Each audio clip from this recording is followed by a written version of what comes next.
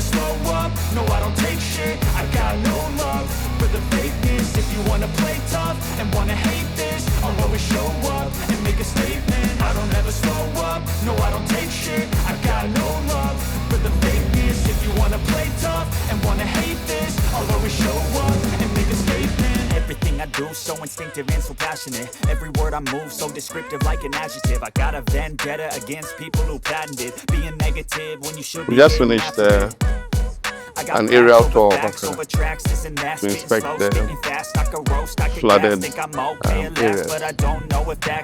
Unfortunately, the flooding has been very extensive today for several reasons. There's climate. If you look at the rainfall pattern from 2024, 2025 to 2026, you see that increasingly every year we're getting more rain in Accra than we used to get. Accra is built between two natural bodies, the Kwapim mountain range and the Atlantic Ocean. And in those years it was not a problem because Accra was a very small city. But as the population continues to increase and people continue to build, it restricts the path of the streams on their way to the Atlantic. So that's an engineering problem. We need to see how to open the channel so that the water can pass. But then there's also the other aspect, which is attitudinal and human behavior. That is dumping garbage in the drains. Even in the air, we discovered many illicit dumping sites where the wetlands are.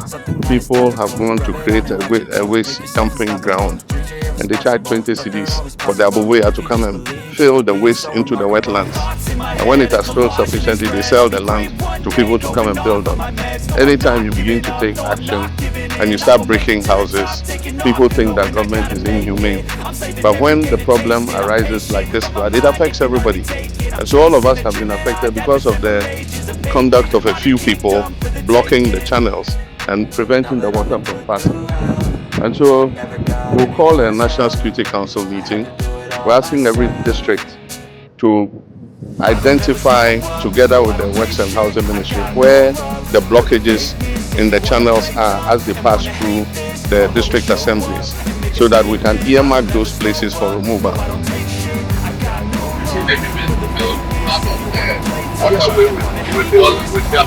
Yes. And then all these people are built here.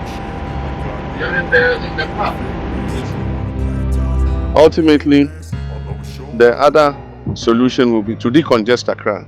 And that's why we're planning that we move some of the city out, that is the major government departments, and then also create a new center of growth so that our people will start building outside Accra in a new city instead of everybody looking for some space in Accra to build. So, but that's a long-term solution. But I just want to express my sympathy with people who have lost property. Loss of property has been very extensive, and I want to thank the military, NADMO, the police, and the Hydro, Works and Housing Ministry, and all the emergency response team, 48th Engineers Regiment, for the rescue that they did.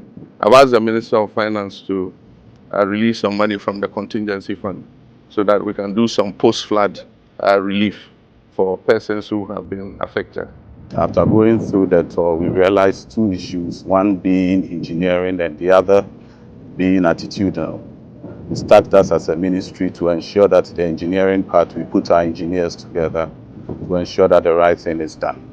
And also ensure that the good people of Ghana also do the right thing to ensure that at the end of the day, we'll be able to get the best for our good country, Ghana. But let us change our attitude and let us find a permanent solution to this Accra flooding problem. We shouldn't become like the vulture who, anytime it is raining, he says as soon as it stops raining, you repair his roof.